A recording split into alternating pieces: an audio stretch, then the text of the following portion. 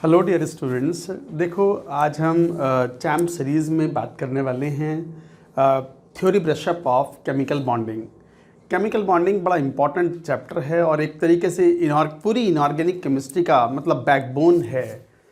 इसी chemical bonding का extension होता है कोऑर्डिनेशन कंपाउंड। केमिकल बॉन्डिंग में you study the compounds of and their bonding nature of s and p block, जबकि d block के compounds की केमिकल बॉन्डिंग को हम कोऑर्डिनेशन केमिस्ट्री के रूप में कॉम्प्लेक्स कंपाउंड्स के रूप में पढ़ते हैं। तो चलो बच्चों, आज बात करने वाले हैं केमिकल बॉन्डिंग की। तो केमिकल बॉन्डिंग में क्या क्या मेन पॉइंट्स हैं, कौन कौन सी चीज़ें ज़्यादा इंपॉर्टेंट हैं, कहाँ कहाँ बच्चे फंसते हैं, गलती करते हैं और क्वेश्चंस रेगुलरली जेई मेन के एग्ज़ाम में आते हैं, ये आज का हमारा पूरा जो सेशन है, ये जो पूरी चैम्प सीरीज़ है, this is purely aimed for JEE Main. तो जेई मेन को ध्यान में रखते हुए उनसे संबंधित इंपॉर्टेंट पॉइंट्स जो हैं वो कवर अप करेंगे। तो केमिकल बॉन्डिंग,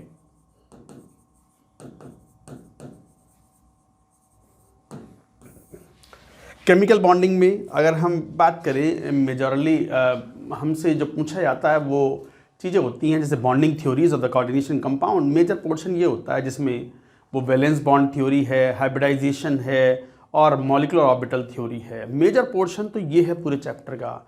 इसके अलावा Fajans rule is important, intermolecular forces, hydrogen bonding, ये सब चीज़ें इंपॉर्टेंट हैं, लीव्स डॉट स्ट्रक्चर। तो पूरा chapter is all about these kind of things. तो ये सब हम ब्रशअप करने वाले हैं। मतलब आज एक तरीके से पढ़ा हुआ होगा तो ये सब पढ़ने के बाद आपको सारी एकदम से पिक्चर क्लियर हो जाती है, उस तरह की चीज़ें आपके सामने आएंगी। मैं फिर एक बात बोल दूं, किसी बच्चे ने केमिकल बॉन्डिंग कभी नहीं पढ़ा है, इवन बोर्ड में भी बस ऐसे ही ऐसे पढ़ लिया, मान लो 11th क्लास में, 11th की एनसीईआरटी में होता है, तो फिर ये लेक्चर काम नहीं करेंगे। मतलब ये जिन बच्चे ने थोड़ा सा बेस है, जिन्होंने एक बार पहले पढ़ा हुआ है, ब्रशअप करके फिर क्वेश्चन करेंगे और अपनी तैयारी में थोड़ा सा और बूस्टअप करेंगे, ये उनके लिए सूटेबल है। बिल्कुल ना पढ़ने वाले के लिए तो ये नहीं हो पाएगा, क्योंकि बड़ा चैप्टर होता है। फिर भी हम 1-1.5 घंटे के अंदर रिवाइज़ कर रहे हैं चीज़ों को, तो वो बच्चों को चीज़ों का आइडिया होना चाहिए। इसलिए बच्चों से एक्सपेक्टेड है कि जैसे आपको प्लानर मिला हुआ है, तो प्लानर के हिसाब से जैसे केमिकल बॉन्डिंग होने वाला है आज, तो इससे पहले थोड़ा सा केमिकल बॉन्डिंग एक बार पढ़ के रख ले, हल्का सा 2-3 घंटे एक बार, जो भी आपके पास नोट्स हो, जिस भी कोचिंग में आप पढ़ते हो, कंपटीशन में पढ़ते हैं तो मेरे ही पढ़ाए हुए नोट्स होंगे, उनको एक बार पढ़ लें। तो उससे क्या होगा कि जो ब्रशअप करेंगे वो एक तरीके से एक एडेड एडवांटेज होगा in your revision of chapter. तो केमिकल बॉन्डिंग में जैसे बॉन्डिंग थ्योरीज़ की बात करो तो वो सबसे पहले जो चलते थे वो ऑक्टेट रूल चला करते थे। ऑक्टेट रूल में मतलब ये माना जाता था कि जैसे नोबल गैसेस बहुत ज़्यादा स्टेबल है, तो बाकी के एलिमेंट्स भी जो हैं वो अपने वैलेंस शेल में ऑक्टेट को चेज करते हैं बाई लूजिंग इलेक्ट्रॉन और बाई गेनिंग इलेक्ट्रॉन और by sharing electron, they want to complete their octet.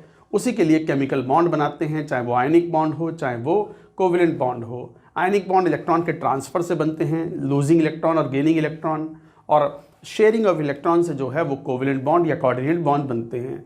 Covalent bond और कोऑर्डिनेट बॉन्ड में प्रॉपर्टीज वाइज कोई डिफरेंस नहीं होता। कोई भी बॉन्ड कैरेक्टराइज्ड होता है bye it's bond energy and bond length. तो कोवेलेंट बॉन्ड में एक इलेक्ट्रॉन की साझेदारी होती है, तब सिंगल कोवेलेंट बॉन्ड बनता है।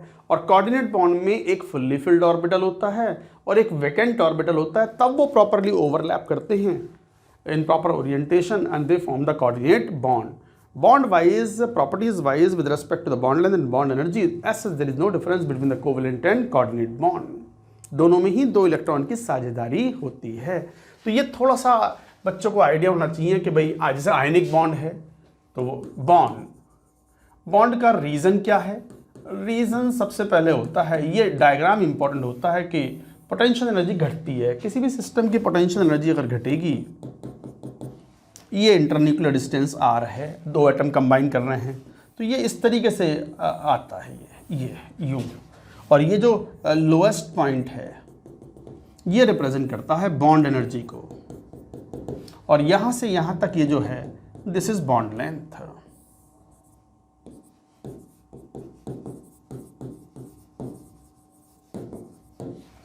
ये बॉन्ड लेंथ रिप्रेजेंट करता है, और 2 एटम्स कंबाइन करते हैं, मान लो जैसे हाइड्रोजन है, तो उसके लिए कह सकते हैं कि ये H2 मॉलिक्यूल है और यहाँ प्रॉपरली बॉन्ड बन गया इस टाइप से। तो पोटेंशियल एनर्जी जहाँ मिनिमम हो जाए, that is the most stable system. तो किसी भी सिस्टम के लिए पोटेंशियल एनर्जी जितनी कम होगी, स्टेबिलिटी उतनी ही ज़्यादा होगी। तो main reason for the formation of the bond is lowering of the potential energy of the system to gain stability. Octet के लिए जैसे मैंने कहा कि अब बॉन्ड्स भी जो हैं वो मेनली 3 तरीके से हम स्टडी करते हैं, ionic bond, covalent bond and coordinate bond. Ionic bond में इलेक्ट्रॉन का ट्रांसफर हुआ, transfer of electron. Covalent bond में शेयरिंग इलेक्ट्रॉन्स, यहां भी शेयरिंग ऑफ इलेक्ट्रॉन्स हैं। अनइक्वल, अनइक्वल शेयरिंग, यहां पर इक्वल शेयरिंग। तो इस तरीके से बॉन्ड्स डिफाइन होते हैं, इन दोनों में कोई डिफरेंस नहीं है, same. As such, there is no difference between covalent and coordinate bond. Covalent and coordinate bond directional bonds होते हैं, जबकि आयनिक बॉन्ड्स नॉन डायरेक्शनल होते हैं। तो ionic bond is non directional. Covalent bonds में जो ऑर्बिटल्स ओवरलैप करते हैं they are in specific direction, चाहे वो px ऑर्बिटल हो, dxy हो, dyz हो, they have the specific orientations. On that basis आप जब बॉन्ड बनाते हैं तो covalent and coordinate bond directional होते हैं,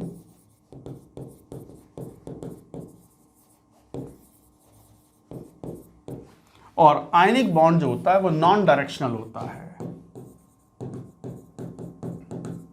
बाकी एक जनरल प्रॉपर्टीज तो बच्चे 9th-10th के लेवल पे भी पढ़ते हैं कि what are the general properties of the ionic compound, what are the general properties of the covalent compound. Ionic compounds generally have the high melting point, high boiling point, they are brittle, they are hard, जैसे sodium chloride type का होता है, they have the high melting point, bad conductor of electricity in solid state, but solution phase में या molten state में they conduct electricity. But covalent compound जो होते हैं they are bad conductor of electricity, lower melting point and boiling point, except diamond and graphite where melting point and boiling point are the highest, because वहाँ पर covalently bonded network structure होती है उनके बीच में। तो ये एक जनरल ओवरऑल था। बॉन्डिंग थ्योरीज की अगर बात करें हम, तो बॉन्डिंग थ्योरीज में जैसे वैलेंस बॉन्ड थ्योरी है, ऑक्टेट रूल है, उसके बेसिस पर हम बॉन्ड्स बनाते हैं। और ऑक्टेट रूल काफ़ी जगह फॉलो होता है बट कई जगह फॉलो नहीं भी होता। आज की तारीख में octet rule is no more a rule. There are so many compound, चाहे वो H2SO4 हो, H2SO4 is a very stable compound and is a very good, very strong dehydrating substance, moderately strong acid also, but H2SO4 में sulphur has expanded octet, 6 bond बना रहा है around it. तो valence shell में कितने electron हो गए? 12 electron, much more expanded. ऐसे को बोलते हैं सुपर ऑक्टेट और एक्सपेंडेड ऑक्टेट। हाइपरवेलेंट मॉलिक्यूल्स भी कहलाते हैं। तो कई बार ये वाला टर्म्स जो है वो बड़ा यूजफुल होता है, जैसे वेलेंट मॉलिक्यूल जहां पर ऑक्टेट कंप्लीटेड हो,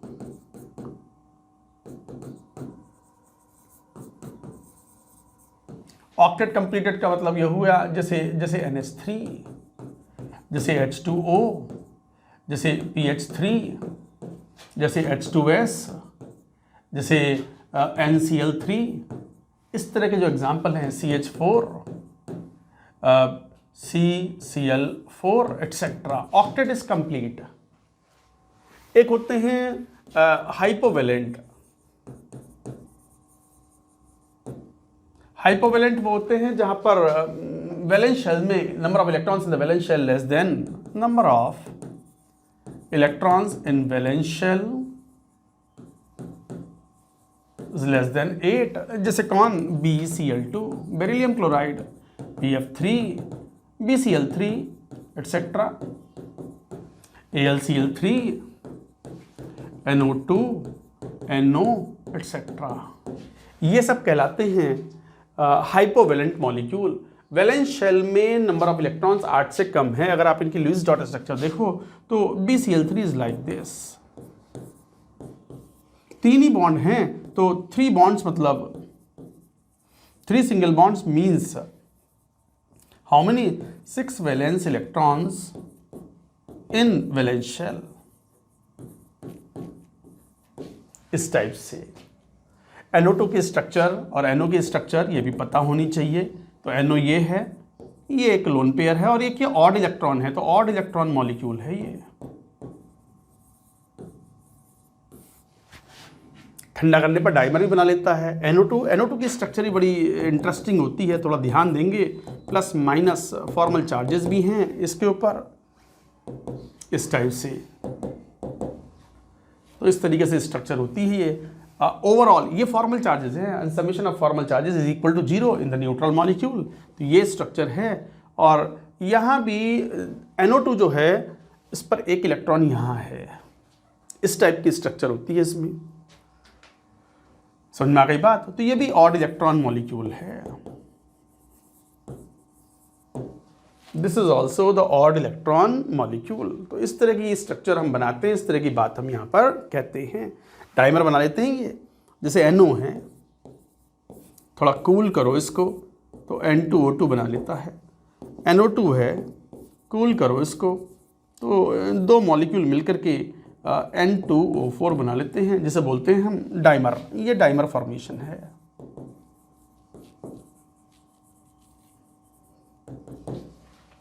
ऐसे एक होते हैं हाइपर वैलेंट मॉलिक्यूल्स। नाम से मालूम पड़ रहा है हाइपर, हाइपर मतलब ज्यादा, हाइपो मतलब कम, तो हाइपर का मतलब एक्सपेंडेड ऑक्टेट हो।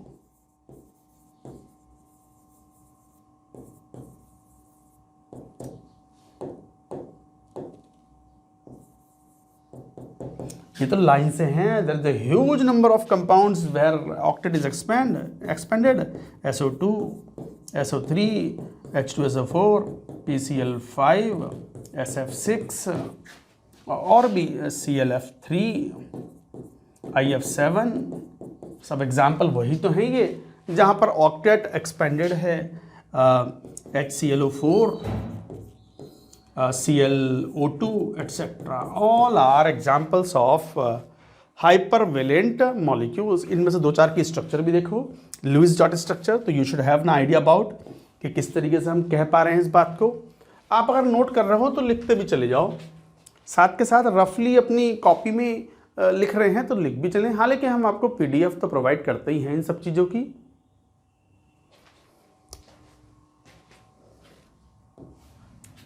तो जैसे स्ट्रक्चर अगर देखें, ClO2 की स्ट्रक्चर देखें, ये भी एक ऑड इलेक्ट्रॉन मॉलिक्यूल है, बड़ा इंपॉर्टेंट येलो गैस होती है as a perfect replacement of chlorine.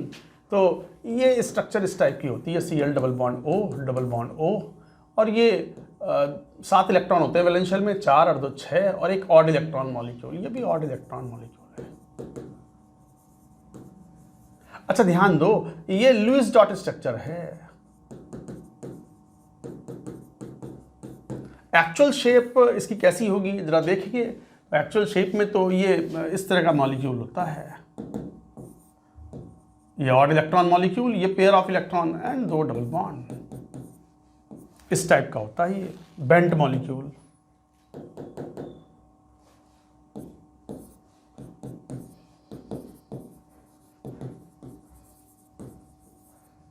Like that structure. बाकी SF6 है, तो आपको पता है सल्फर के पास वैलेंस शेल में 6 इलेक्ट्रॉन होते हैं, 6 बॉन्ड बना सकता है, और 6 बॉन्ड ऑक्टाहेड्रली इस तरीके से सराउंडेड होंगे। तो ये है SF6, इनर्ट मॉलिक्यूल है ये।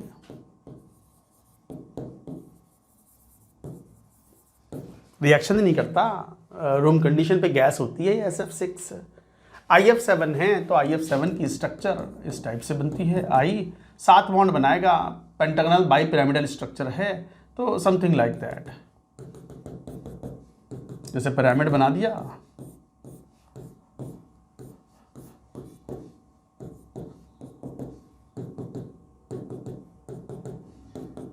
IF7, तो ये हो गया पेंटागनल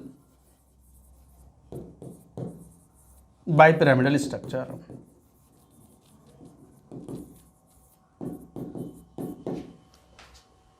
तो इस तरीके से ये बोलते हो, देखो वैलेंस शेल में कितने इलेक्ट्रॉन, 2 और 2 4 तो बॉन्ड हैं, तो 4 दूनी 8 और 2 10 और 1 11, 11 इलेक्ट्रॉन हैं, 11 इलेक्ट्रॉन इन वैलेंस शेल।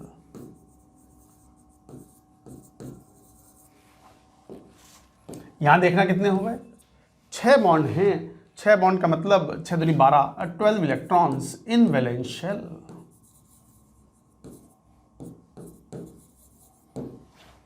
अब जब लुईस डॉट स्ट्रक्चर बना रहे हैं तो 2-4 और ऑक्सी एसिड की लुईस स्ट्रक्चर बनाएं, जो बड़ी इंपॉर्टेंट होती हैं। जैसे ऑक्सी एसिड के सल्फर के स्ट्रक्चर्स जैसे H2SO4 पता होना चाहिए, OH, S double bond O, double bond O, OH।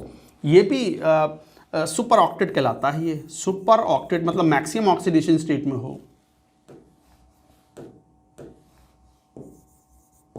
और हाइपरवेलेंट मॉलिक्यूल।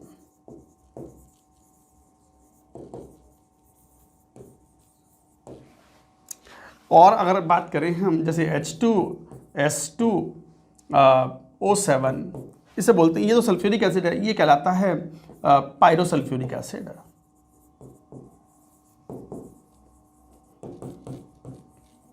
जब पायरोसल्फ्यूरिक एसिड की बात करें तो स्ट्रक्चर बिकम्स लाइक दिस।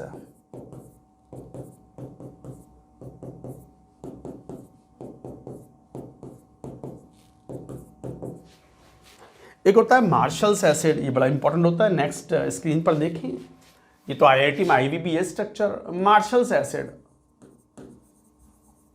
ये very very important,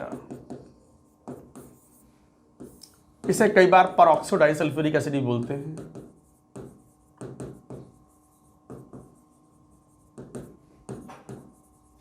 peroxo disulphuric acid में परऑक्सो बॉन्ड्स होता है, मतलब परऑक्सी लिंकेज का मतलब O2 इज प्रेजेंट। और ये स्ट्रक्चर होती है इसकी H2S2O8 जब बनाते हो +6 में ही है ऑक्सीडेशन स्टेट सल्फर का, and it becomes like this SOOS double bond O।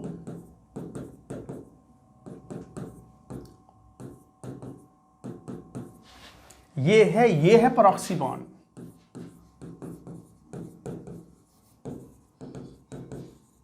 और परऑक्सी लिंकेज की वजह से it's a good oxidising agent, powerful oxidising agent.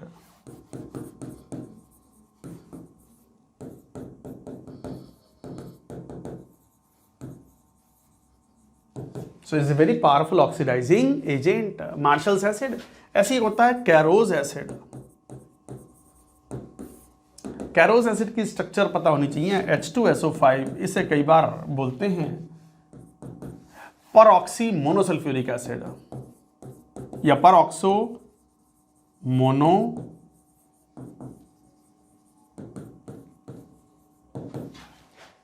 Sulphuric acid. और परऑक्सो मोनोसल्फ्यूरिक एसिड की स्ट्रक्चर भी ध्यान दो, यहां भी परऑक्सी लिंकेज है। ऑक्सीडेशन स्टेट +6 ही है यहां भी, और ये परऑक्सी लिंकेज है, ये भी एक पावरफुल ऑक्सीडाइजिंग एजेंट है। परऑक्सी लिंकेज का मतलब परऑक्साइड आयन उसमें प्रेजेंट हो। तो इस तरीके से हम ये कहते हैं Marshall's acid, Caro's acid, these are the very commonly used. जैसे एक और एग्जांपल लेते हैं, जैसे टेट्राथायोनिक एसिड।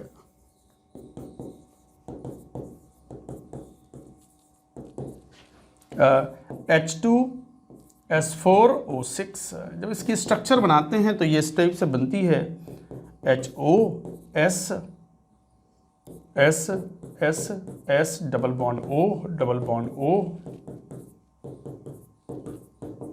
इस टाइप से 2 2 4 2 6 यहाँ पर लोन पेयर्स हैं।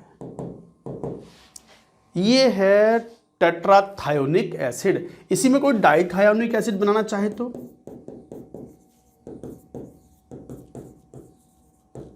कैसे बनेगा? H2S2O6 structure would be HOS double bond O, double bond O, S double bond O, double bond O, OH। ये है डाइथायोनिक एसिड, टेट्राथायोनिक एसिड। इसी में एक होता है थायोसल्फ्यूरिक एसिड, और थायोसल्फ्यूरिक एसिड एसिडिक फॉर्म में तो अनस्टेबल होता है। थायोसल्फ्यूरिक acid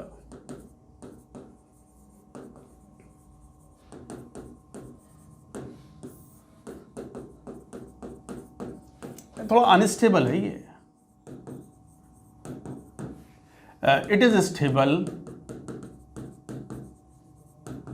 in its salt form. कौन सा? Na2S2O3 sodium thiosulphate.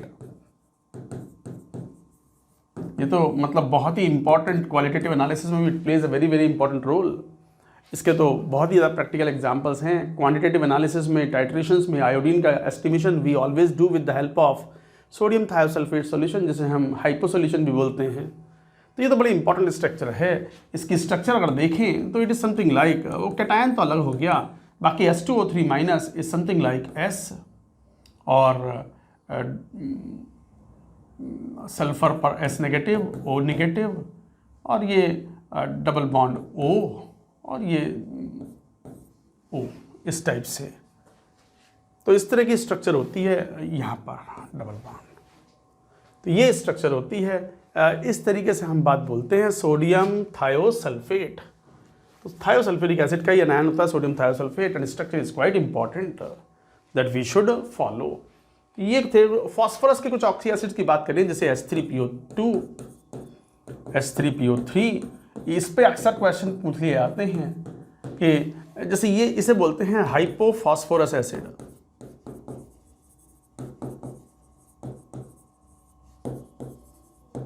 This is phosphorus acid, and this is phosphoric acid. कई बार इसे ऑर्थोफॉस्फोरिक एसिड भी बोलते हैं।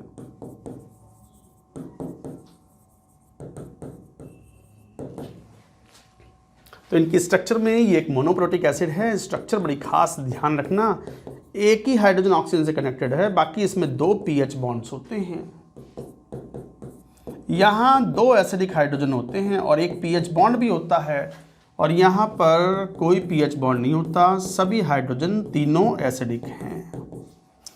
Tribasic acid, dibasic acid, monobasic acid.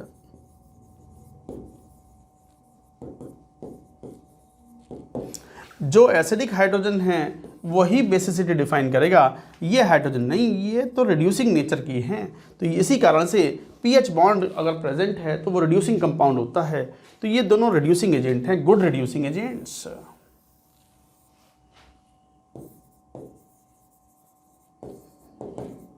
जबकि यहाँ कोई रिड्यूसिंग एबिलिटी नहीं होती। तो ये स्ट्रक्चर्स हैं जैसे, और इसी में फॉस्फोरस का भी अगर देखें तो जैसे डाइफॉस्फोरिक acid,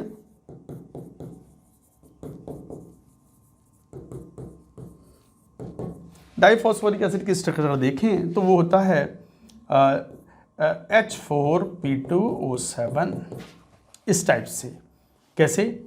P double bond O, O, P double bond O, OH, OH, OH, OH। ये है of course tetra basic acid है ये। तो ये थोड़ा सा मैंने इंपॉर्टेंट ऑक्सी एसिड्स के बारे में बताएं। हालांकि पी ब्लॉक में भी आते हैं, बट पी ब्लॉक में हमारे पास इतनी सारी बातें होंगी करने के लिए कि वहाँ हम नहीं बता पाएंगे। तो यहाँ पर हमने कुछ इंपॉर्टेंट ऑक्सी एसिड्स ले लिए। जैसे डाइफॉस्फोरिक एसिड होता है, ऐसे एक ट्राइफॉस्फोरिक एसिड भी होता है। कौन सा? Triphosphoric acid.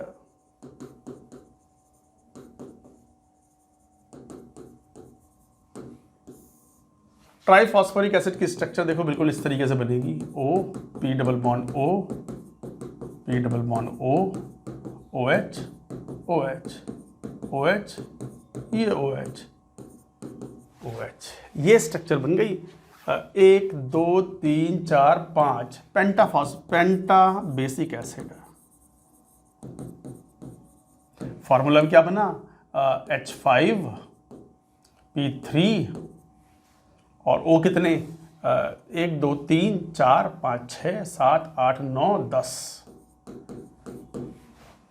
तो ये है ट्राइफॉस्फोरिक एसिड। तो इस तरीके से हम ये बात कहते हैं। I hope point is clear to all of you. सब समझें इस बात को कि किस तरीके से हम स्ट्रक्चर बनाते हैं। तो ऐसी ऑक्सी एसिड्स होते हैं। Some of the Lewis dot structure you should have an idea about. अब यहीं पे अगर बात आती है कि जैसे वैलेंस बॉन्ड थ्योरी है, अगर वैलेंस बॉन्ड थ्योरी की हम बात करते हैं तो बच्चों वैलेंस बॉन्ड थ्योरी में ही पहली बार कॉन्सेप्ट था ओवरलैपिंग का, कि अप्रोप्रिएट एटॉमिक ऑर्बिटल जो प्रॉपरली ओरिएंटेड हों वो आपस में ओवरलैप करते हैं एंड दे फॉर्म कोवेलेंट और कोऑर्डिनेट बॉन्ड। कोवेलेंट बॉन्ड के लिए जो दो ऑर्बिटल्स ओवरलैप कर रहे हैं उसमें एक एक इलेक्ट्रॉन होना चाहिए, और यदि कोऑर्डिनेट बॉन्ड बन रहा है तो एक वैकेंट ऑर्बिटल और एक फुल्ली फिल्ड ऑर्बिटल होना चाहिए, so that they overlap and they form the coordinate bond. Coordinate bond is also called dative bond.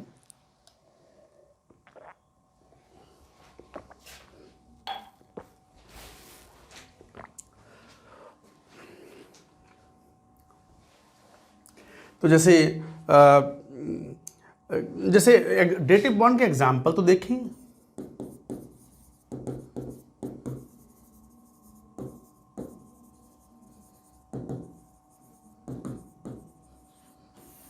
Dative bond और कोऑर्डिनेट बॉन्ड अनइक्वल शेयरिंग से बनते हैं। जैसे जैसे अमोनिया की रिएक्शन BCl3 से कराओ तो एक या BF3 से कराओ तो एक एडिशन प्रोडक्ट ऑब्टेन होता है। जैसे ये NH और ये H, और ये एक लोन पेयर है, यहाँ ये रहा।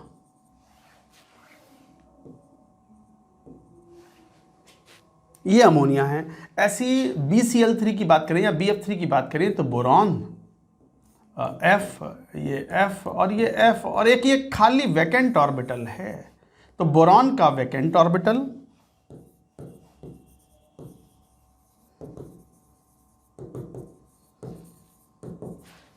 और ये फुल्ली फिल्ड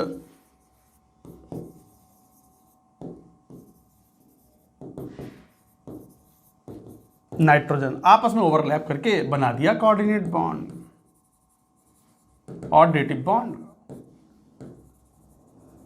तो लोन पेयर डोनेट करने से एक कोऑर्डिनेट बॉन्ड बनता है। तो इस तरीके से आप बनते हो, इसको ऐसे भी बोल सकते हो NH3 और एरो बना के शो करते हो BF3। एरो बना करके, एरो नहीं बनाना है तो मत बनाओ, तो फिर फॉर्मल चार्जेस शो करने पड़ेंगे, और NH3 BF3, B पर एक फॉर्मल चार्ज नेगेटिव और N पर एक फॉर्मल चार्ज पॉजिटिव। तो ये फॉर्मल चार्जेस हैं, इसे हम एडिशन प्रोडक्ट बोलते हैं। एडिशन हो गया ना, तो ये कहलाता है एडिशन प्रोडक्ट। NF3 BF3 ये एक एडिशन प्रोडक्ट बनता है। फॉर्मल चार्जेस हैं ये। फॉर्मल चार्ज हम जो हैं वो अच्छा, summation of the formal charges equal to the actual total charge present on the species. तो इस तरीके से ये बात कहते हैं। जैसे HNO3 की स्ट्रक्चर होती है, जैसे नाइट्रिक एसिड की स्ट्रक्चर बनाओ तो देखो इस तरीके से बनती है, N double bond O minus, और ये प्लस फॉर्मल चार्ज है। तो ये प्लस और नेगेटिव फॉर्मल चार्ज है। ये ऑक्सीजन के ऊपर यहाँ 3 लोन पेयर हैं, यहाँ 2 लोन पेयर हैं, यहाँ 2 लोन पेयर हैं। ये है लुईस डॉट स्ट्रक्चर। तो ये आ गए फॉर्मल चार्जेस। तो फॉर्मल चार्जेस का सम जो है वो actual charge present on the species होना चाहिए। जैसे HNO3 तो न्यूट्रल मॉलिक्यूल है, तो इन दोनों के फॉर्मल चार्जेस का सम 0 होना चाहिए। तो इस तरीके से हम ये डेटिव बॉन्ड बोलते हैं। और डेटिव बॉन्ड का एग्जाम्पल देखें तो जैसे अमोनिया है, ये H प्लस से कंबाइन करता है, तो इसके पास एक लोन पेयर है। वो lone pair vacant orbital of H को प्लस को दे देगा और स्ट्रक्चर ऐसी बन जाएगी N, ये H प्लस, कोऑर्डिनेट बॉन्ड बन गया। बाकी ये ऐसे बन गया। बट आप कोऑर्डिनेट बॉन्ड शो ना करना चाहो तो मत करो, कोई बात नहीं है। तो स्ट्रक्चर ऐसी बन जाएगी N, ये H, क्योंकि properties wise there is no difference between covalent bond and coordinate bond. और अब फॉर्मल चार्ज प्लस चार्ज या तो ऐसे शो करो, और नाइट्रोजन पे फॉर्मल चार्ज आ जाएगा +1। तो दोनों ही तरीके सही हैं, कैसे भी आप शो करो। ये ऑब्सोलीट हो गया। कोऑर्डिनेट बॉन्ड को एरो बना करके यूज करना अब ऑब्सोलीट हो चुका है। We show it like this. पूरी कोऑर्डिनेशन कंपाउंड्स पढ़ोगे आप, 12th क्लास की NCERT में होता है वो चैप्टर। कोऑर्डिनेशन केमिस्ट्री में central atom acts as a Lewis acid, मतलब accept the lone pair of electron, और जो लिगेंड है वो लिगेंड्स मतलब जो लोन पेयर डोनर हैं they act as a Lewis base. तो ये कहलाता है, अमोनिया कहलाएगा यहाँ लुईस बेस, और ये BF3 कहलाएगा लुईस एसिड। लुईस बेस कौन? Which accept the lone pair of electron.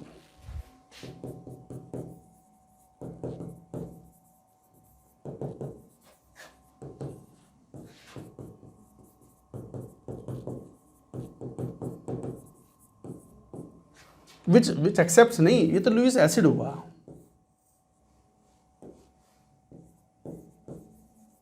और Lewis base which donates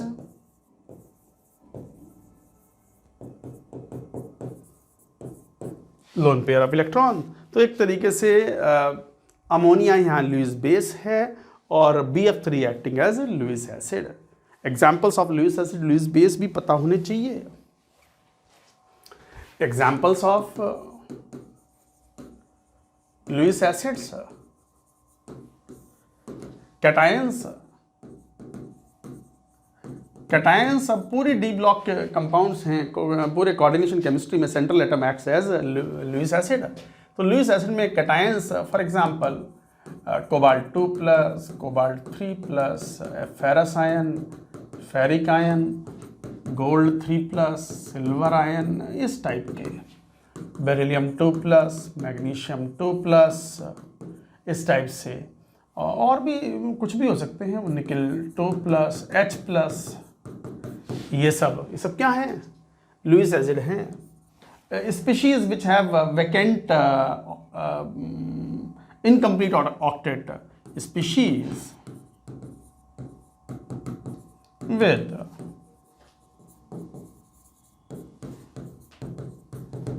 incomplete octet. तो इनकम्प्लीट ऑक्टेट वाले जैसे कौन? BeCl2, BeF2, इस टाइप के, AlCl3, BF3, BCl3,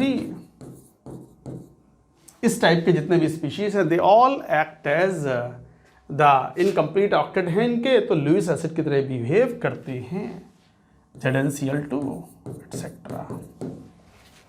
तो ये सब लुईस एसिड की तरह बिहेव करते हैं। Species which have vacant orbital in valence shell,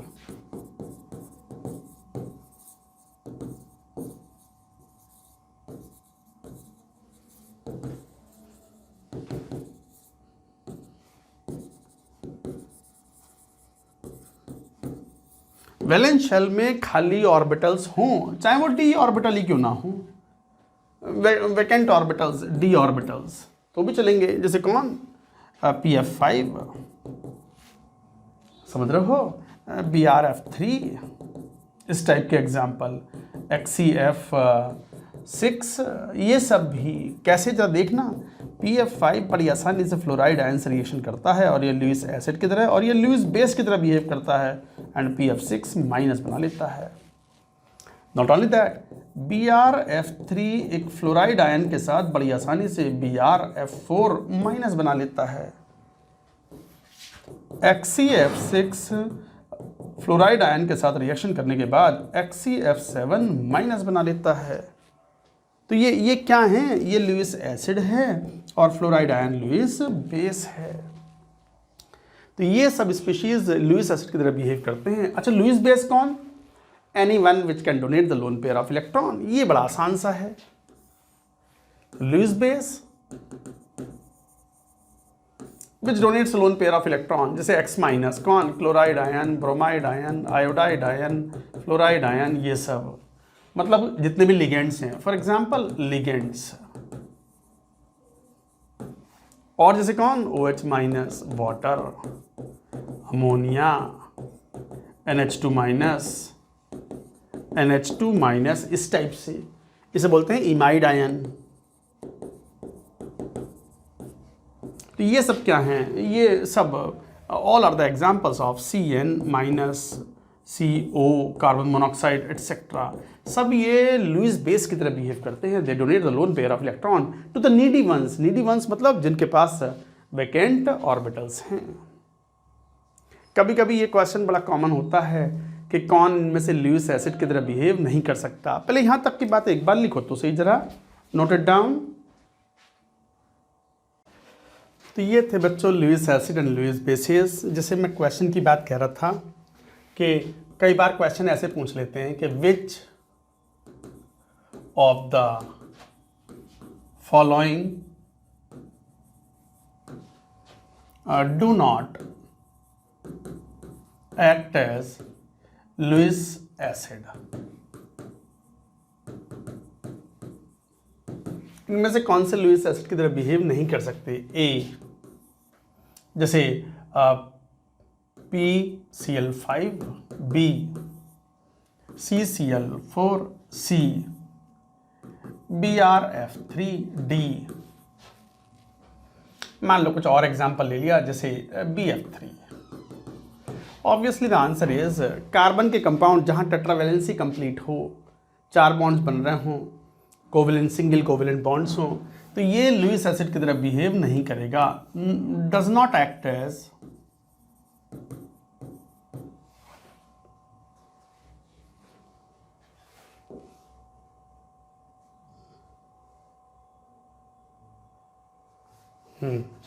does not act as Lewis acid। Lewis acid की तरह बिहेव नहीं करता, क्यों? No vacant orbital in valence shell. Valence shell में जब वैकेंट ऑर्बिटल है ही नहीं तो फिर लोन पेयर ले कैसे? अरे तो ऐसे थोड़ी है कि कहने से लोन पेयर ले लेगा, खाली ऑर्बिटल भी तो होना चाहिए। तो नहीं है तो does not act as Lewis acid. इसका मतलब जैसे CCl4, CHCl3 etcetera, CH2Cl2 etcetera do not act as Lewis acid. ये लुईस एसिड से लुईस एसिड की तरह बिहेव नहीं करते। तो कई बार इनके ऊपर क्वेश्चंस पूछे जाते हैं, तो you should have an idea about. अब यहीं पे बात आती है वैलेंस बॉन्ड थ्योरी। अब जब वैलेंस बॉन्ड थ्योरी है, जैसे हम कह भी रहे थे इस बात को कि वैलेंस बॉन्ड थ्योरी में VBT बोलते हैं इसको, कोऑर्डिनेशन में भी काम आती है। ओवरलैपिंग का कॉन्सेप्ट यहीं पे दिया गया था पहली बार। अब वैलेंस बॉन्ड थ्योरी में एक इंपॉर्टेंट पॉइंट ये होता है कि केवल पॉजिटिव ओवरलैपिंग से ही बॉन्ड बनेगा, मतलब प्रॉपर ओरिएंटेशन हो और सेम साइन के वेव फंक्शंस कंबाइन करें, then only the bond forms. तो बॉन्ड फॉर्मेशन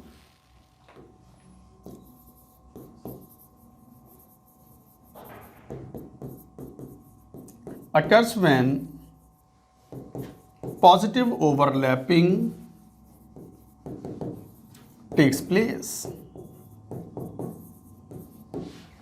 पॉजिटिव ओवरलैपिंग का मतलब proper, that is orbitals with proper orientation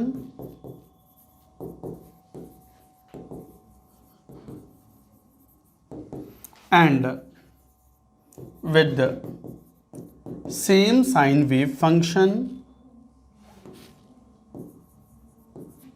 same sine wave function, तो orbitals with proper orientation and with same sign wave functions combine to give wave functions combine to give bond formation, covalent bond formation।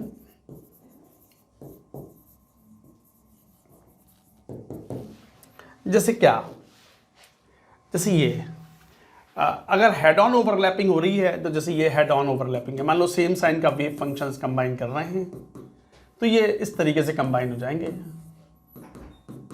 Sigma bond बन गए head on overlapping से।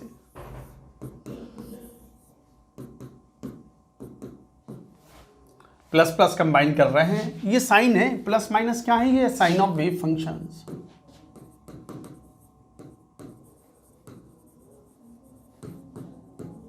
Wave function कौन से? Orbitals के अपने wave function होते हैं, wave function psi. Schrodinger wave equation में इस बात को सीखते भी हैं कि psi is the wave function और amplitude of the electron wave. तो जैसे ये कंबाइन कर रहे हैं, तो ये भी हेड ऑन ओवरलैपिंग है। अगर ये जेड एक्सिस कोई इंटरन्यूक्लियर एक्सिस ले लें, तो ये तो एस ऑर्बिटल थे, तो ये पीजेड आपस में कंबाइन करेंगे और इस तरीके से ओवरलैपिंग से ये पॉजिटिव ओवरलैपिंग कराएगी। ये भी सिग्मा बॉन्ड है। साइडवेज ओवरलैपिंग से पाई बॉन्ड बनता है।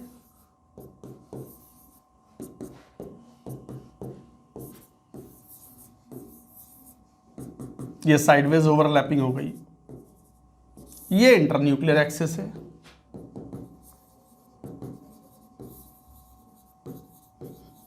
जेड एक्सिस मान रहे हैं। इस पूरे एनालिसिस में हम कुछ कहा ना जाए तो हम जेड एक्सिस को इंटरन्यूक्लियर एक्सिस मानेंगे। तो ये साइडवेज ओवरलैपिंग है and this is pi bond. Pi bond बनेगा अगर जेड एक्सिस को इंटरन्यूक्लियर एक्सिस ले रहे हैं, तो अगर ये पी एक्स है तो ये भी पी एक्स होना चाहिए, और यदि ये पी वाई है तो ये भी पी वाई होना चाहिए। ये सब जितने भी एग्जाम्पल्स हैं, all these are positive overlapping.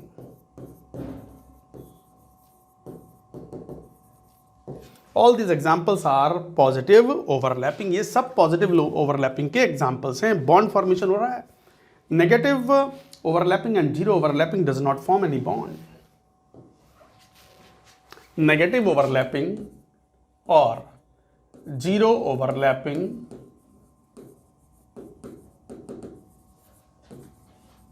does not result into bond formation.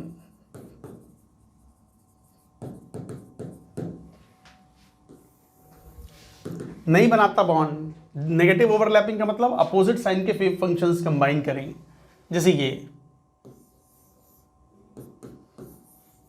Plus minus और ये माइनस प्लस, नो बॉन्ड।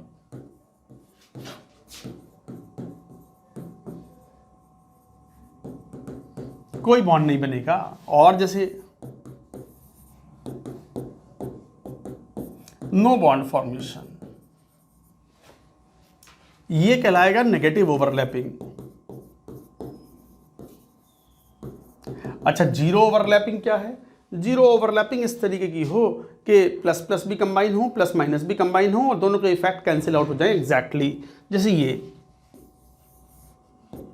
मान लो ये पी जेड पी एक्स या पी वाई के साथ कंबाइन कर जाए, तो सिचुएशन पता कैसी हो गई? ऐसी हो गई। देखो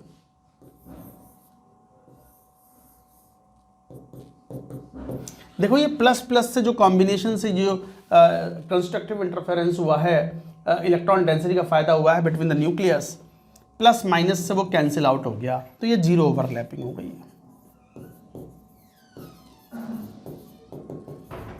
नो बॉन्ड फॉर्मेशन।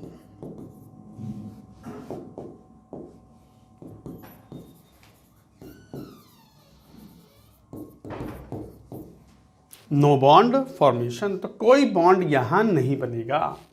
तो इस तरीके से हम ये बात करते हैं। तो zero overlapping and there is no bond formation. आगे बात समझ। यही कारण है कि एस ऑर्बिटल कभी कंबाइन नहीं करता पी एक्स और पी वाई से।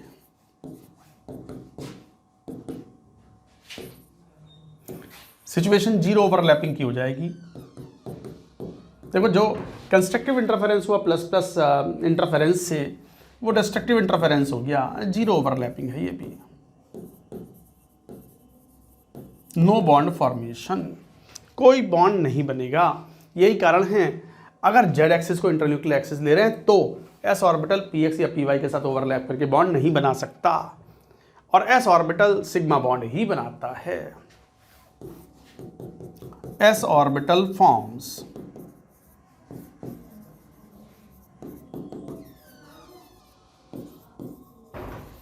Sigma bond.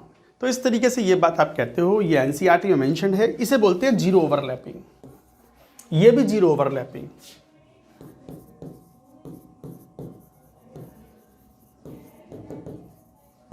So both are the examples of zero overlapping. आ गई बात समझ में बच्चों? तो इस तरीके से बोलते हैं। कई बार एक बात ये होती है कि सर डी ऑर्बिटल भी बॉन्ड बनाता है क्या? हाँ, बनाता है। एक जनरल नियम ये होता है, हालांकि वो एडवांस के लिए ज़्यादा यूजफुल है, पर फिर भी जेईई मेन में भी आ सकता है कि डी ऑर्बिटल्स में से कौन सा ऑर्बिटल किसके साथ में सिग्मा बॉन्ड बनाएगा, किसके साथ पाई बॉन्ड बनाएगा, किसके साथ डेल्टा बॉन्ड बनाएगा। एक टेबल है, वो जरूर याद कर लो, याद कर लो। हालांकि सब लॉजिकल है। कैसे? Bonding of D orbitals, bond formation by d orbital taking z axis to be internuclear axis।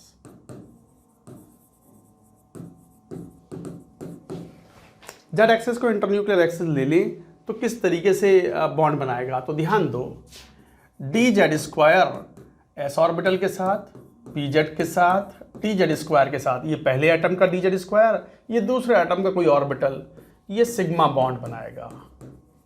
Sigma bond 1 lobe overlapping, एक एक लोब की ओवरलैपिंग होती है तो उसे बोलते हैं सिग्मा बॉन्ड। 2 लोब की ओवरलैपिंग होगी तो कहलाएगा पाई बॉन्ड, और 4 लोब की अगर ओवरलैपिंग हो गई तो कहलाएगा delta bond. Delta bond D block के कुछ कंपाउंड्स में पाए जाते हैं, यूजुअली पाए नहीं जाते, सिलेबस पे भी नहीं होते, वो they don't ask.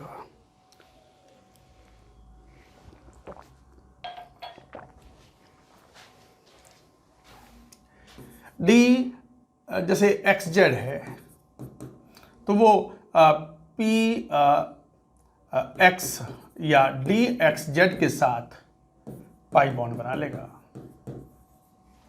D Y Z है पी वाई के साथ या डी वाई जेड के साथ पाई बॉन्ड बना लेगा।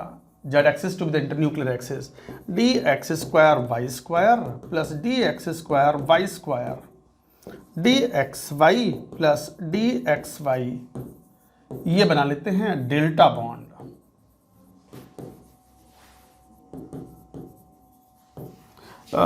Four lobes overlap, 2 lobes overlap करते हैं। 2 लैब की ओवरलैपिंग पाई बॉन्ड, एक लोब की ओवरलैपिंग सिग्मा बॉन्ड, 4 लोब की overlapping delta bond, and this is observed in some d block and F block compound, D block F block compounds, जैसे ReCl8 2-, इस तरह से पाया जाता है। ये क्लस्टर कंपाउंड होते हैं, रेनियम का कॉम्प्लेक्स है ReCl8 2-, इस तरह के कॉम्प्लेक्सेस में ये पाया जाता है। हालांकि ये इतना इंपॉर्टेंट नहीं था, बट ये पता तो होना चाहिए कि कौन सा डी ऑर्बिटल कौन से और किसी दूसरे एटम के कौन से ऑर्बिटल के साथ में डेल्टा बॉन्ड या पाई बॉन्ड या सिग्मा बॉन्ड बना सकता है, ये पता होना चाहिए। एक बार टेबल भी याद कर लोगे ना तो it will suffice the requirement, आप क्वेश्चन सॉल्व कर पाओगे। नोट भी करते चली। तो ये थी वैलेंस बॉन्ड थ्योरी। अब हाइब्रिडाइजेशन का कॉन्सेप्ट आपको पता है कि ये एक हाइपोथेटिकल कॉन्सेप्ट है जिसका अडॉप्ट करने का पर्पस ये था कि पॉली एटॉमिक मॉलिक्यूल्स की हम स्ट्रक्चर या शेप को प्रॉपरली एक्सप्लेन कर पाएँ।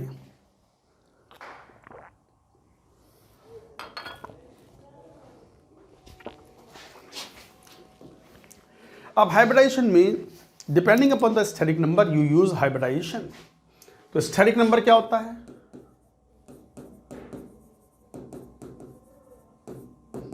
स्टेरिक नंबर होता है number of atoms attached to central atom. Of course ये steric number of central atom है, plus number of lone pairs on central atom. उसी के बेसिस पे हाइब्रिडाइजेशन डिफाइन होते हैं। तो उसी के बेसिस पे हाइब्रिडाइजेशन जैसे डिफाइन होते हैं, तो जैसे मान लो CCl4 है, NH3 है, SF4 है, SF6 है, PCl5 है, H2S है, एटसेट्रा। इन सब में देखें तो लुईस डॉट स्ट्रक्चर का पता होना चाहिए। जैसे C, ये स्ट्रक्चर ऐसी होगी लुईस डॉट स्ट्रक्चर। तो बताओ स्टेरिक नंबर कितना हो गया सेंट्रल एटम का? 4 प्लस, कोई लोन पेयर नहीं है कार्बन के ऊपर, 4 एटम्स अटैच है और कोई लोन पेयर नहीं है, तो 4 हाइब्रिडेशन हो गया sp3। अमोनिया में नाइट्रोजन के ऊपर एक लोन पेयर है, तो स्टेरिक नंबर हो गया 3 तो बॉन्ड पेयर्स हैं और एक लोन पेयर है, तो number of atoms attach to the central atom, चाहे वो कितने भी बॉन्ड से अटैच्ड हों। तो ये 4 हो गया, तो ये भी sp3। यहाँ पर सल्फर के ऊपर एक लोन पेयर है, तो स्टेरिक नंबर हो गया 4 + 1 5, तो ये sp3d हो गया, sp3d। यहाँ पर स्टेरिक नंबर जो हो गया, यहाँ पर कोई लोन पेयर नहीं है, 6 + 0, तो ये हो गया sp3d2। यहाँ भी स्टेरिक नंबर 5 है, 5 + 0, कोई लोन पेयर नहीं है, तो इसका मतलब ये भी sp3d हो गया। और H2S में सल्फर के ऊपर 2 लोन पेयर हैं जैसे वाटर में होते हैं, तो स्टेरिक नंबर हो गया 2 + 2 4 sp3। और शेप का पता होता है बच्चों को, अगर स्टेरिक नंबर 2 है तो sp हाइब्रिडाइजेशन होगा, लीनियर होगी शेप। स्टेरिक नंबर अगर 3 है sp2 होगा, तो ये होगा ट्राइगोनल प्लेनर। स्टेरिक नंबर अगर 4 है तो हाइब्रिडाइजेशन हम sp3 लेते हैं। हालांकि कोऑर्डिनेशन केमिस्ट्री में अगर पढ़ते हैं तो d3s भी हो सकता है और dsp2 भी हो सकता है, बट अभी तो केमिकल बॉन्डिंग पढ़ रहे हैं, बॉन्डिंग ऑफ SN_P ब्लॉक, वहां sp3 ही लेना है, तो टेट्राहेड्रल। और स्टेरिक नंबर अगर 5 है तो ये TBP, trigonal bipyramidal.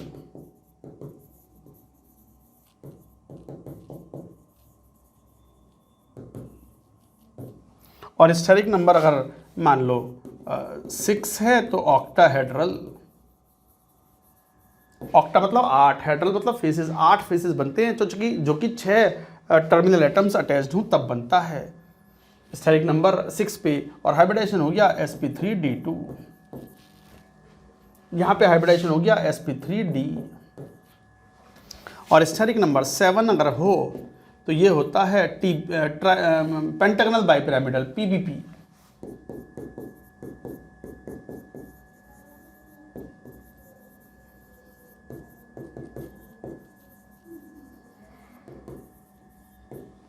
PBP and this is sp3d3। तो इस तरीके से हम ये बात कहते हैं बच्चों। क्लियर? तो ये इसके बेसिस पे शेप हम डिसाइड करते हैं। बट ध्यान दो, लोन पेयर या ऑड इलेक्ट्रॉन्स अगर सेंट्रल एटम पे हैं तो they are not visualized in shape. Lone pair और odd electron on central atom is not visualized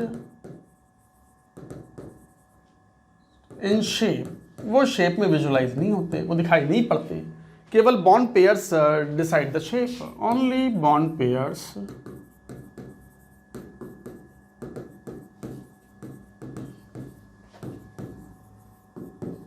जैसे अमोनिया का एग्जांपल देखो, अमोनिया में एक लोन पेयर है और 3 बॉन्ड पेयर हैं, ये रहे। थियोरेटिकल ज्योमेट्री जो है वो तो टेट्राहेड्रल वाली है, sp3 हाइब्रिडाइजेशन है, बट ये 3 बॉन्ड ही दिखलाई पड़ेंगे, तो ये बॉन्ड 3 बॉन्ड डिसाइड करेंगे, तो शेप क्या हो गई इसकी? शेप हो गई पिरामिडल। ऑफ कोर्स पिरामिडल है, नॉन प्लेनर है,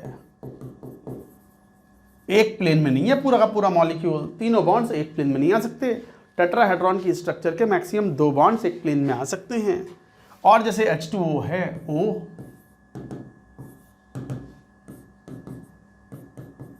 दो ही तो बॉन्ड हैं और 2 बॉन्ड तो हमेशा एक प्लेन में आ सकते हैं, तो ये हो गया वाटर का molecule. This is shape is V shape और प्लेनर मतलब एंगुलर शेप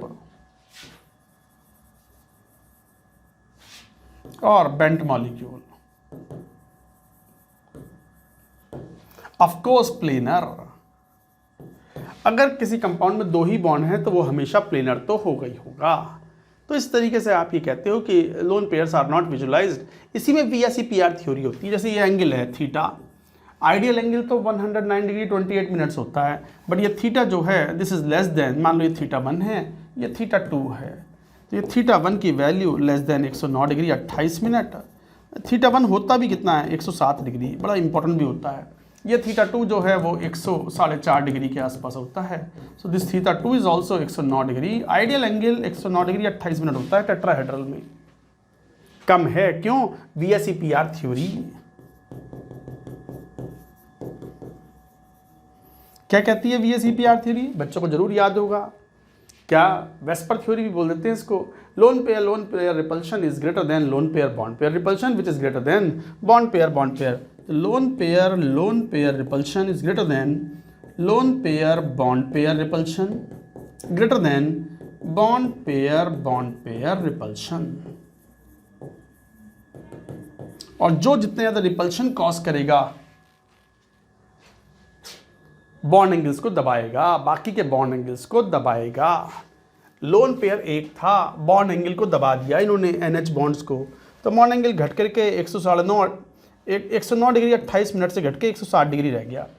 और एक की जगह 2 लोन पेयर होगा तो बॉन्ड और कंप्रेस हो गए, बॉन्ड एंगल घट के रह गया 104 डिग्री 104.5 डिग्री 104.5 डिग्री।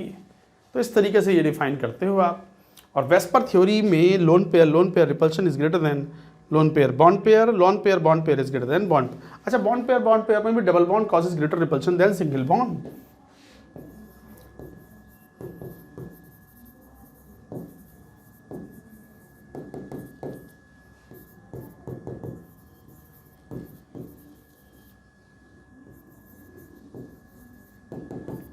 इस तरीके से रिपल्शन प्लॉट करते हैं।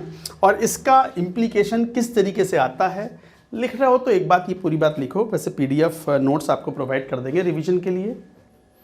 तो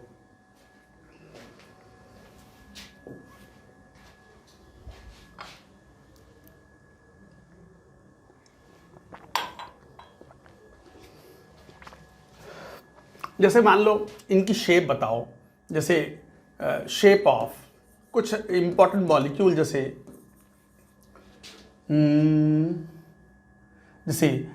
BrF3, जैसे SF4, इन सब की शेप क्या होनी चाहिए, कौन प्लेनर है कौन क्या है, जैसे XeF2, XeF4, XeO3, इस तरीके से।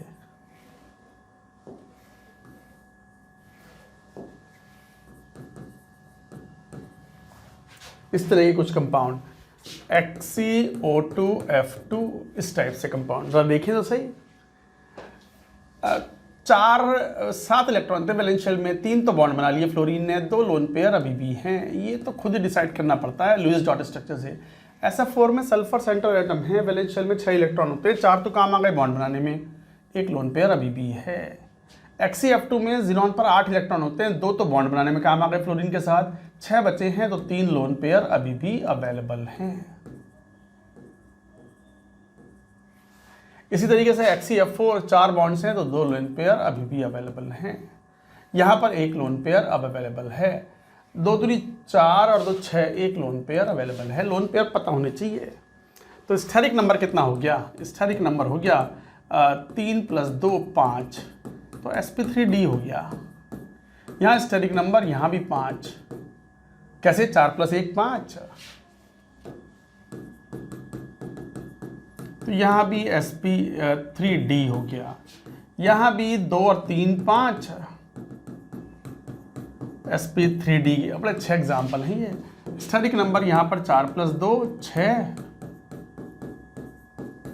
यहाँ स्टेरिक नंबर अगर देखोगे तो 3 + 1,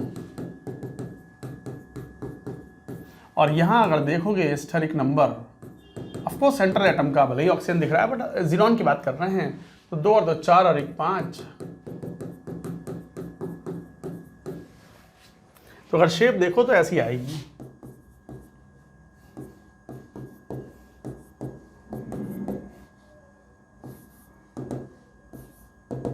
टी शेप,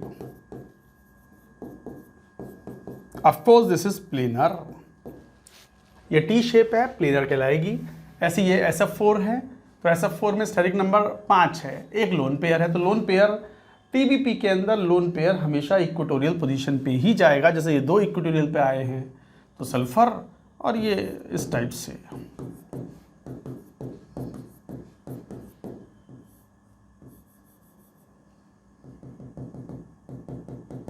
नॉन प्लेनर है ये, सीसॉ बोलते हैं इसको।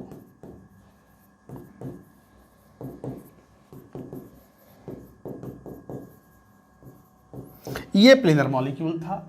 इस तरीके से XeF2 जैसे ये था। अच्छा, बॉन्ड एंगल भी है, this theta would be less than 109 degree 28 minute, नहीं 90 डिग्री से कम हो जाएगा, 90 एक्सपेक्टेड था, 90 से कम होगा। लोन पेयर दबा देंगे इस बॉन्ड को। ऐसे ये बॉन्ड एंगल भी theta would be less than 109 degree, 190 degree कह दो उसको। ऐसे ये वाला थीटा 1 और ये theta 2 would be less than 120 degree.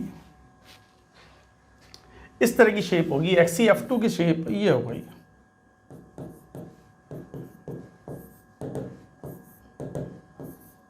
इस टाइप से linear, and linear is always planar. XeF4 है तो देखो XeF4 में दो लोन पेयर हमेशा अपोजिट आएंगे इन ऑक्टाहेड्रल ज्योमेट्री, तो ये एक स्क्वायर प्लेनर ज्योमेट्री हो गई।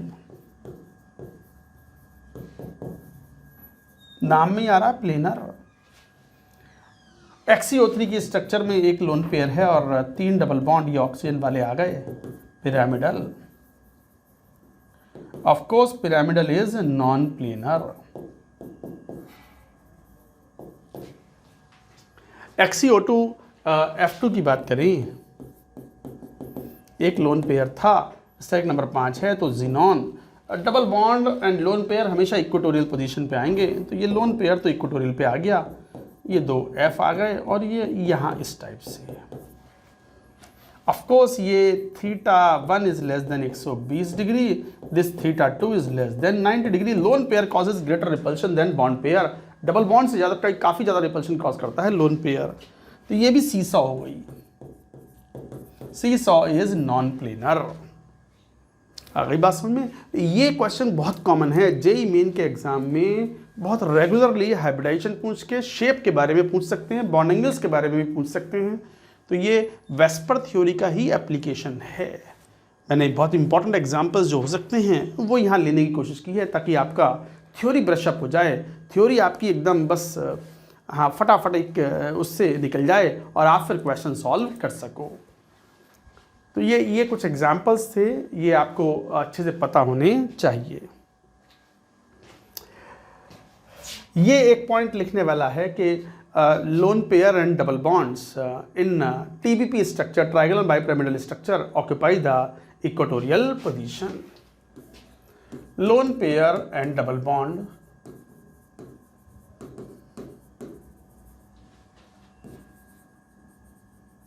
always occupy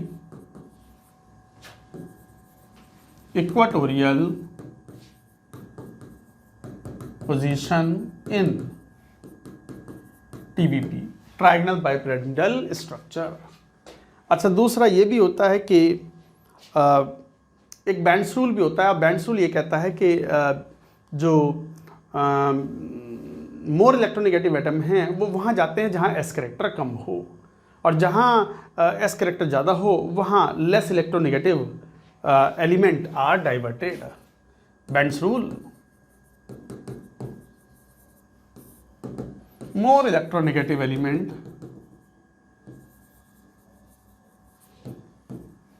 are diverted to the position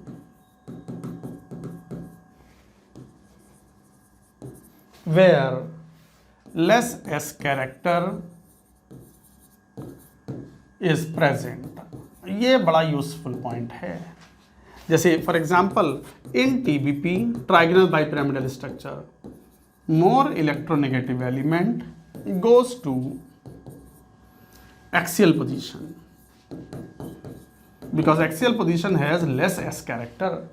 हाँ, वो वाला नियम तो हमेशा लगेगा, lone pair and double bonds always occupy equatorial position. जैसे एग्जांपल देखो, कोई अगर आपसे मान लो PF2Cl3 एंड PF3Cl2 की स्ट्रक्चर पूछ ले तो आप बता सकते हो इस नियम से, वरना अटक जाओगे। स्टेरिक नंबर 5 है, दोनों फ्लोरीन को एक्सियल पे भेजो, वहाँ एस कैरेक्टर कम होता है और chlorine will occupy equatorial position. Fluorine को ही भेजना है एक्सियल पोजीशन पर। ये है करेक्ट शेप। ये बड़ा इंपॉर्टेंट है, very important point. JEE Main में अगर मान लो ये क्वेश्चन आ जाए कि बताओ what is the correct structure of PF3Cl2, तो फ्लोरीन कहाँ भेजोगे, क्लोरीन कहाँ भेजोगे, तो मोर इलेक्ट्रोनेगेटिव एलिमेंट TFBP में आपको भेजने हैं एक्सियल पोजीशन पे, क्योंकि एक्सियल पोजीशन पर एस कैरेक्टर कम होता है, इक्वाटोरियल पोजीशन पर एस कैरेक्टर ज़्यादा होता है। तो इस तरीके से आप शेप डिसाइड करके हाइब्रिडाइजेशन बताते हो और बॉन्ड एंगल्स के बारे में भी कंपेयर कर सकते हो। नोट करेंगे पूरी बात को। इसके बाद चलो बच्चों बात करते हैं next theory, molecular orbital theory, MOT। बड़ी इंपॉर्टेंट थ्योरी है, खासकर एनर्जी ऑर्डर पर क्वेश्चंस जेई मेन तो बहुत ज़्यादा पूछता है। मतलब कोई बच्चा अगर मुझसे पूछता है कि सर मोस्ट इंपॉर्टेंट पार्ट क्या है केमिकल बॉन्डिंग में JEE Main point of view से, तो मैं बोलता हूँ molecular orbital theory. Maximum number questions वहीं से पूछे जाते हैं। तो molecular orbital theory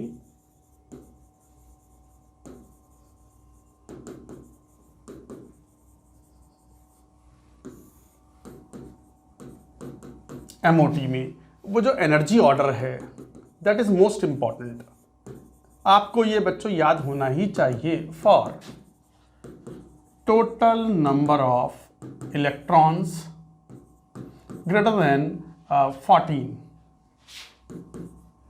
of course ये जो हम पढ़ते हैं फॉर डायटोमिक मॉलिक्यूल्स पढ़ते हैं।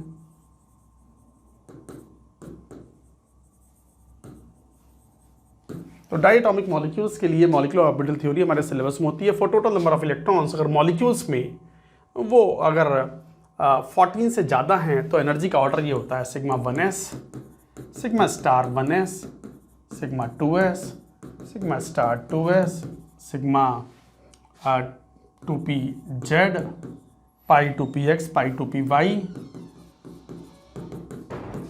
इक्वल साइन इंडिकेट करता है कि बोथ आर डीजेनरेट ऑर्बिटल्स, दोनों की एनर्जी इक्वल है मॉलिक्यूलर ऑर्बिटल्स में।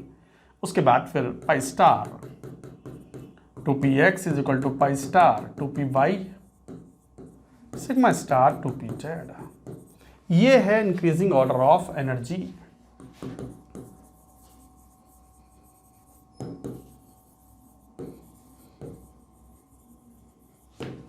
Increasing order of energy. और यदि ये A था और ये B, अगर टोटल नंबर ऑफ इलेक्ट्रॉन्स अगर लेस देन 14 हैं और इक्वल टू 14 हैं, जैसे कहाँ, जैसे in case of N2, B2, C2 etcetera.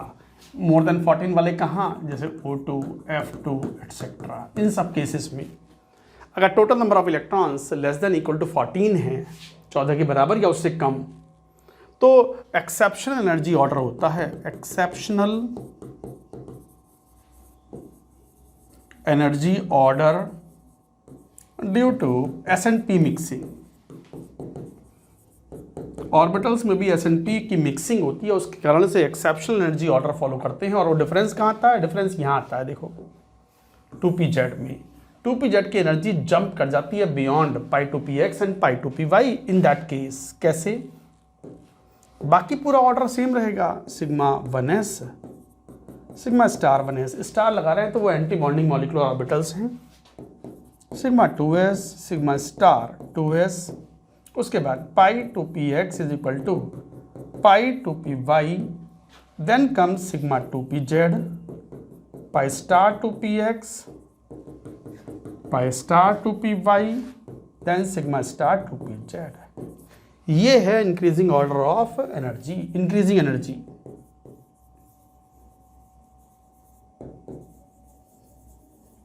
तो ये है इंक्रीजिंग एनर्जी का ऑर्डर। इसके बेसिस पर आप किसी डायटोमिक मॉलिक्यूल में बता सकते हो कि किस टाइप के बॉन्ड्स होंगे, बॉन्ड ऑर्डर कितना होगा, पैरामैग्नेटिक होगा कि डायमैग्नेटिक होगा।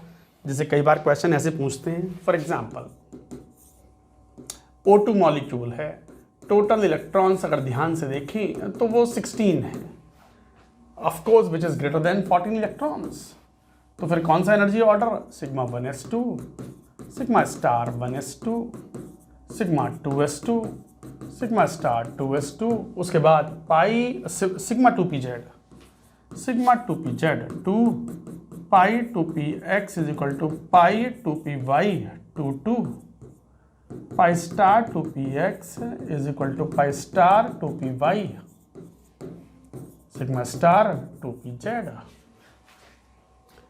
2, 2, 4, 2, 6, 2, 8, 2, 10, 2, 12, 2, 14 और एक 15 और एक 16, ये खाली है 0। इन्हें बोलते हैं हम होमो ऑर्बिटल्स। होमो का मतलब होता है हाईएस्ट ऑक्यूपाइड मॉलिक्यूलर ऑर्बिटल, और ये कहलाता है अगला जस्ट खाली नेक्स्ट खाली ऑर्बिटल कहलाता है लूमो। लूमो का मतलब होता है lowest unoccupied molecular orbital.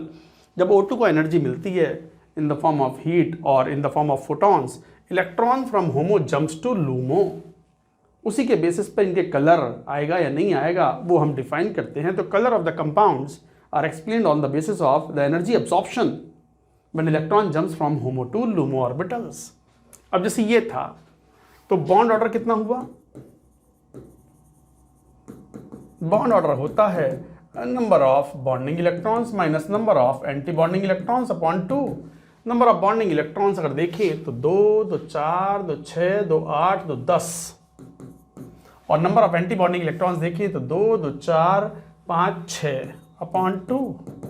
So bond order 2 है।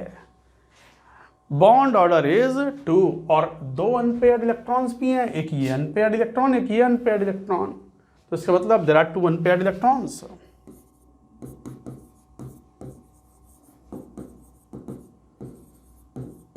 तो स्पिन मैग्नेटिक मोमेंट कितना हो गया?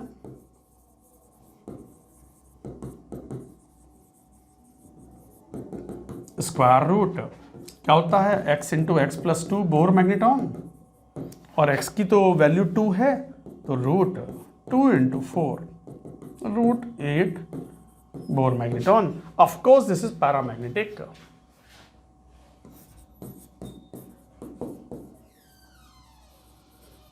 तो इस तरीके से कई बार क्वेश्चंस पूछे जाते हैं, और ये बात तो क्लियर है, थोड़ा ध्यान देंगे, बॉन्ड ऑर्डर जितना ज़्यादा thermodynamic stability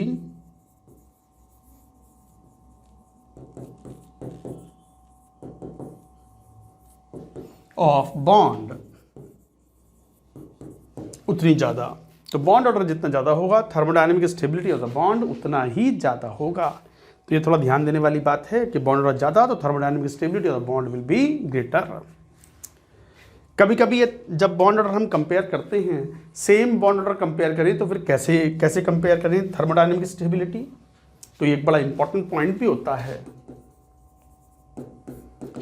when bond order is same then number of anti bonding electrons जितने कम थर्मोडायनामिक स्टेबिलिटी उतनी ज़्यादा होगी। जैसे मान लो क्वेश्चन पूछ लिया जाए कि which is more stable species,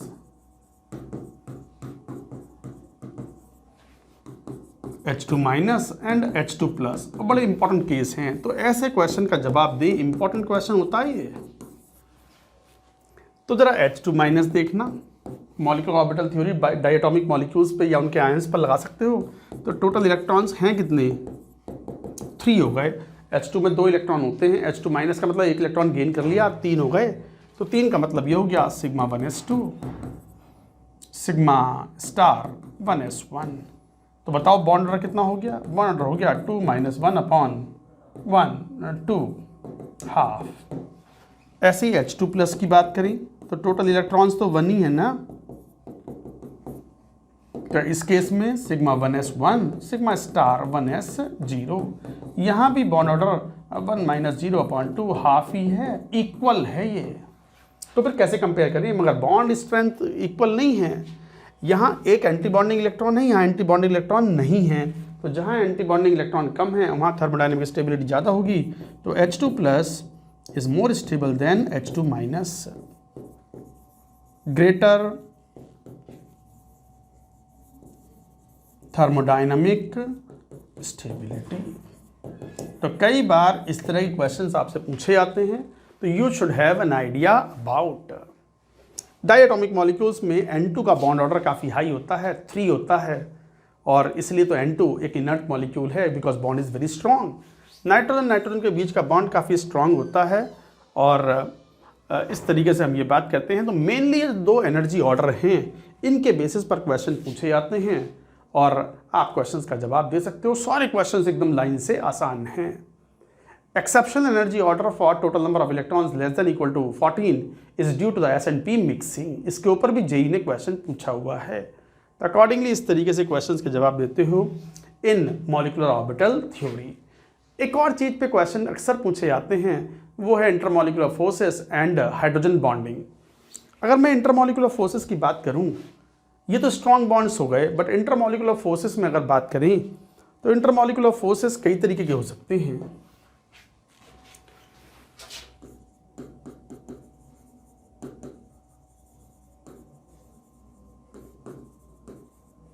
intermolecular forces मतलब weak forces of attractions.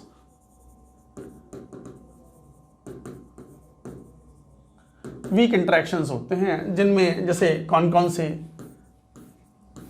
5 type के, आयन डाइपोल अट्रैक्शन, यहां पर पोटेंशियल एनर्जी या interaction energy is inversely proportional to r square. दूसरे होते हैं डाइपोल डाइपोल अट्रैक्शन, यहां पोटेंशियल एनर्जी और energy of interaction is inversely proportional to r cube. ये तो आईआईटी में आया हुआ भी है। आयन इंड्यूस्ड डाइपोल अट्रैक्शंस, यहां potential energy is inversely proportional to, और वीक हो गए, आर की power 4। Dipole induced dipole attraction, यहां potential energy is inversely proportional to r की पावर अप्रॉक्सीमेटली 6 है, और ये इंस्टेंटेनियस डाइपोल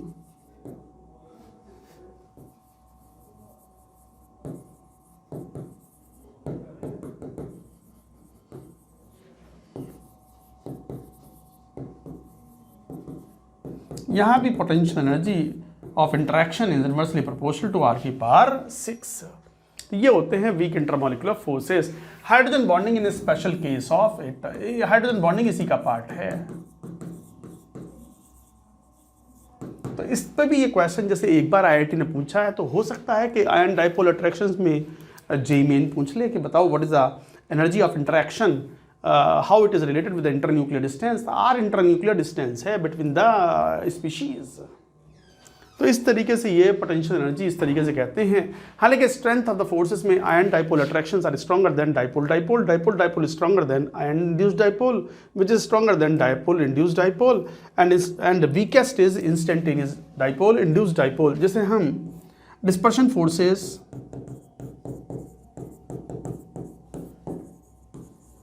और लंदन फोर्सेस भी बोलते हैं।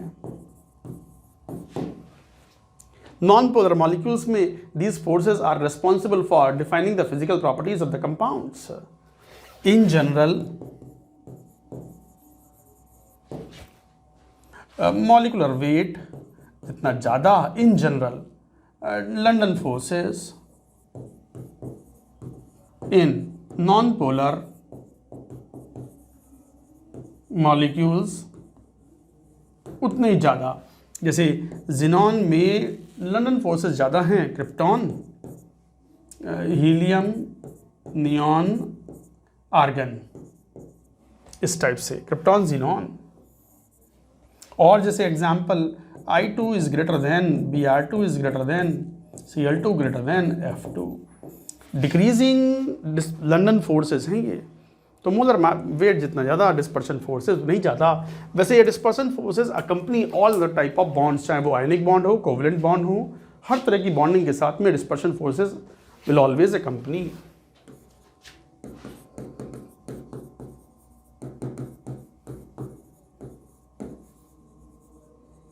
Always accompany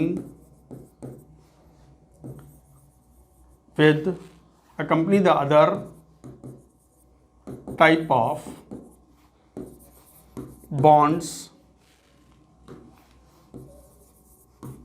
forces। Dispersion forces तो हर जगह होंगे ही होंगे। कोई क्वेश्चन ऐसे पूछ ले, dispersion forces are operative in a sodium chloride में, बी डायमंड में, सी H2 में, डी मान लो कोई वाटर में, सब जगह भैया, सब जगह। NaCl में आयनिक बॉन्ड है, बट आयनिक बॉन्ड के साथ साथ डिस्पर्शन फोर्सेस भी हैं। इलेक्ट्रॉनिक क्लाउड ऑफ कैटायन और एनायन NaCl के अंदर जो होते हैं वो मोबाइल हैं, मूव कर रहे हैं, तो पोलराइजेशन ऑफ इलेक्ट्रॉनिक क्लाउड होता है, जिसकी वजह से डिस्पर्शन फोर्सेस डेवलप होते हैं। डायमंड में भी है, H2 में भी है, चाहे कोवेलेंट बॉन्ड हो, आयनिक बॉन्ड हो, कुछ भी टाइप का बॉन्ड हो, dispersion forces will always be operative. ये थोड़ा ध्यान रखना है। तो बच्चों ये थे एग्जाम्पल्स, हमने मोटी मोटी बात कर ली। चैप्टर काफ़ी बड़ा है, बट मैंने जितना मैक्सिमम पॉसिबल था, जो मोस्ट इंपॉर्टेंट पॉइंट्स थे जो जेई मेन में MOT पर पूछे जाते हैं, हाइब्रिडाइजेशन एंड शेप पर पूछे जाते हैं, बॉन्ड एंगल्स पर पूछे जाते हैं, और खासकर डिस्पर्शन फोर्सेस पर क्वेश्चंस पूछे जाते हैं, that kind of overview I try to give in this 1 hour और 1 आवर 15 मिनट्स जो भी है, ताकि आपको एक प्रॉपर एक एनालिसिस हो, आपको सारी बातें एकदम क्लियर सामने आ जाएं, और फिर जो प्रैक्टिस सेशन हो उसमें आप प्रॉपरली पार्ट कर पाएँ, और जो आपको DPPs मिल रही हैं, प्रैक्टिस DPPs, उसको प्रॉपरली सॉल्व करें, and that's it, you are ready to appear in JEE Main exam and to score the best of your performance. चलिए आज इसको यहीं स्टॉप करते हैं। पढ़ते रहिए, खुश रहिए।